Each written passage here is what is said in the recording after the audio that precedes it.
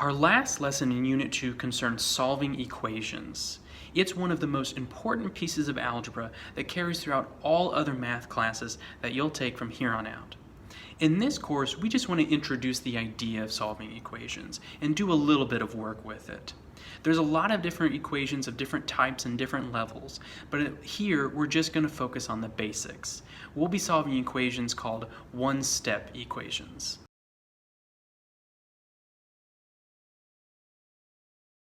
Look what I have here on the screen. This is an equation. How do I know it's an equation? Very simply, because of the equal sign. That tells me that this is an equation because it's an equal sign. But as I look at this, I also notice that something's missing. There's this blank here. What goes in that blank? And how do I figure out what goes in that blank? Well, that's the basics of solving equations, figuring out what goes in the blank. So how do we do that? Well, we can start by understanding what the equal sign means.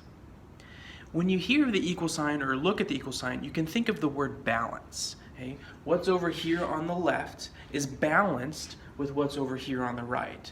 So when we say that what's over here on the left is equal to what's over here on the right, we say that they're the same. Okay? This is the same as this. Now I understand that they don't look the same, but we can kind of imagine them as carrying the same weight. Kind of like on an old-time measuring balance or scale. Okay? That helps me weigh two objects and see how they compare to each other. Okay? I can weigh two different objects, like this 5-pound of rice and this 5-pound dumbbell. And because they're both 5 pounds, even though they're different objects, we would say that they're balanced, okay, because they weigh the same. So the equal sign is doing kind of the same thing. It's showing that these two different things are actually the same, okay? Or actually the same weight is maybe a better way to say it.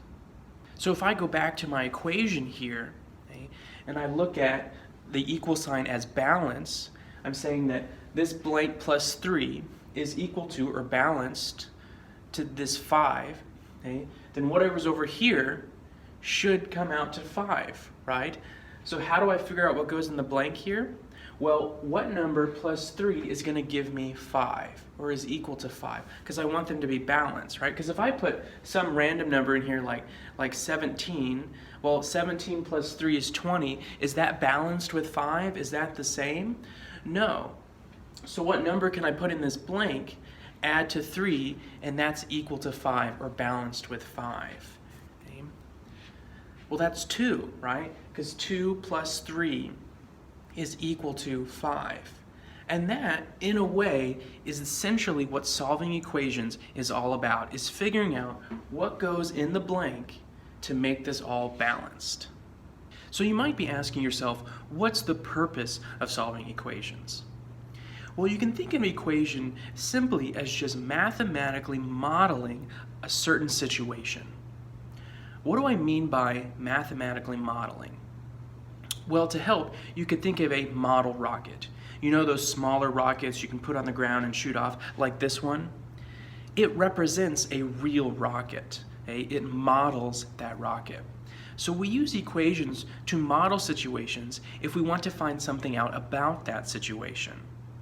Like in this equation, okay? This is an equation that models and represents a specific situation that helps us find the height of an object or the time at which an object reaches a certain height. Okay? Now it might look like a complicated equation to you right now, okay?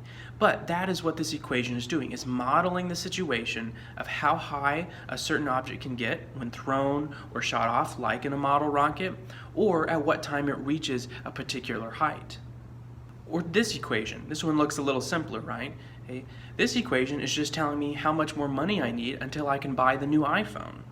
So those two equations, or any equations, are just helping us model and understand a situation. So they're representing something, and they're helping us figure out what's unknown, okay? That blank or that variable that we want to figure out. So what's the ultimate purpose of equations? Is one, to model the situation, to understand it and to make sense of it in a mathematical way. And then to find that unknown, what goes in that blank? What is that variable equal to? That is the purpose of solving equations.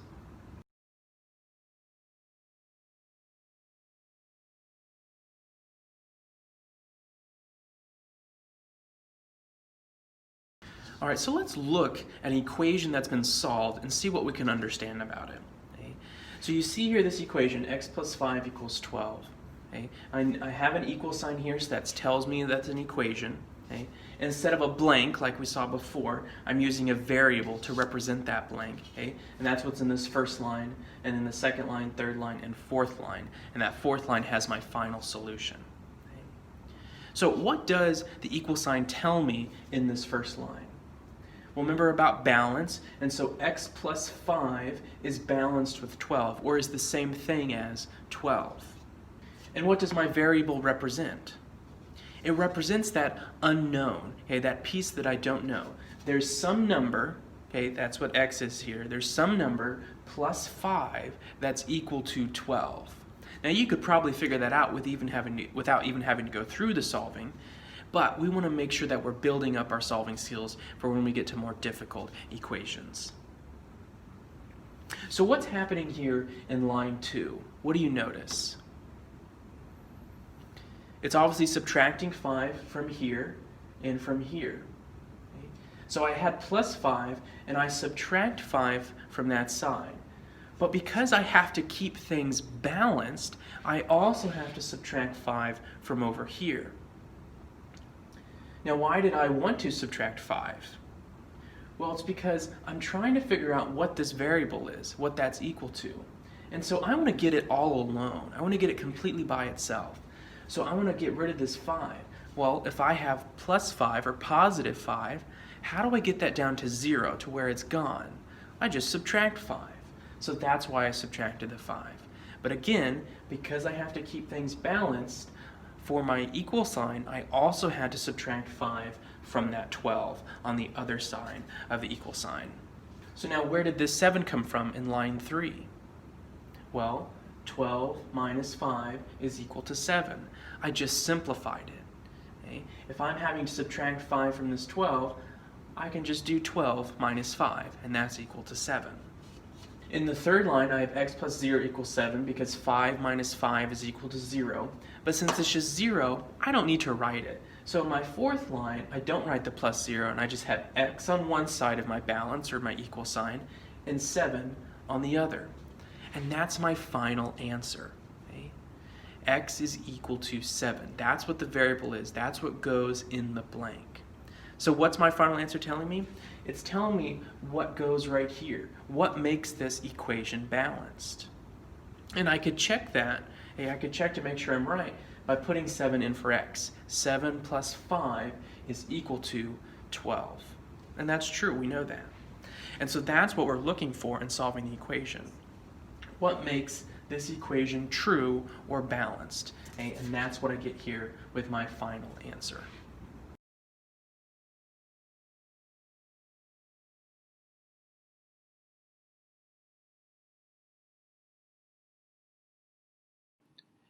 If you remember from the example we just looked at, x plus 5 equals 12, you'll remember that I subtracted 5 from both sides.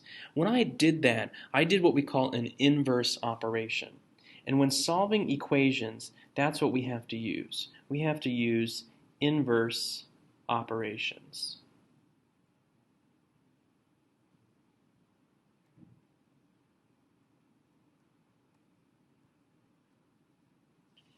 As we break apart equations to try to figure out what goes in those blanks or what the variables are equal to, we have to start breaking them apart by using their opposites, okay, or what we call the inverse. So like addition, its inverse operation is subtraction.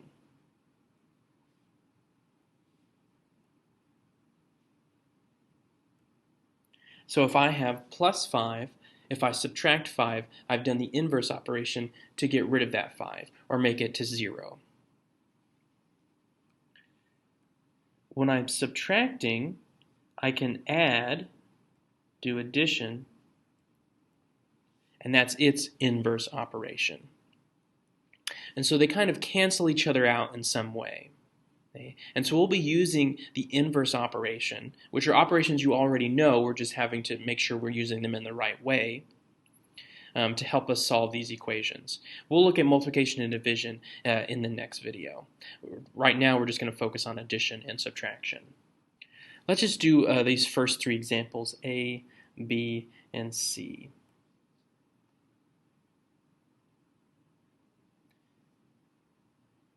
Okay, we're solving this equation. We're trying to figure out what that variable is equal to. So in A, I have x plus 7 is equal to 12. And I want to figure out what x is equal to. Well, in order to do that, I have to get x completely by itself. I don't want anything else on that same side of the equal sign. So I need to get rid of this plus 7. So I'm going to do the inverse operation. Well, what's the inverse of plus 7? Minus 7. So I'm going to subtract 7. But if you remember, we have to keep things balanced. So if I subtract 7 from one side of the equal sign, I also have to subtract 7 from the other side of the equal sign. Okay, and if it helps, some people like to draw these little lines, kind of like a wall, okay, on one side and the other side. And so what you do to one side, you have to do to the other. So 7 minus 7 is 0, and I still have my x plus. And 12 minus 7 is 5. See how I brought my equal sign down too? So 12 minus 7 is 5. That's how I got that. 7 minus 7 is 0. Now if you remember from the previous example, we don't have to write that 0. So I'm going to get rid of that, and I just have x equal to 5. And now that I have my variable completely by itself, I have my solution. So x is equal to 5. Well, how do I know that's the right answer? Well, I can plug it back in to my variable. Okay? What's 5 plus 7? Is that equal to 12? It is. Okay? So if you want to check your answer to make sure you're right, you just take your number, or whatever your solution was, and plug it back into the variable and see if you're right. You can't see that. There you go. 5 plus 7 is equal to 12. All right, and that's how we're going to solve these equations. Now again, these are just called one-step equations because we only have to do that one inverse operation. Let's look at another example. 52 equals y minus 21. Different variable, but it's the same idea. There's an unknown, there's a blank there, we just use a variable to represent it. So even though it's all on the other side, we're going to approach this in the same way. I want to get that variable by itself. So with that variable is minus 21. And so what's the inverse of minusing 21? I'll add 21. But again, if I do that to one side, I have to keep it balanced with the other, so I'm going to add 21 over here as well. Negative 21 plus 21, okay, is 0. And so I don't have it anymore, right? This is just 0. And notice I did negative 21 because it said minus 21. And if I add 21, the whole reason we did that was so that this would come out to 0. So that should come out to 0. And then over here I have 52 plus 21, okay, and that's 73. And so I don't need to write the 0, so that's 73 equal to y.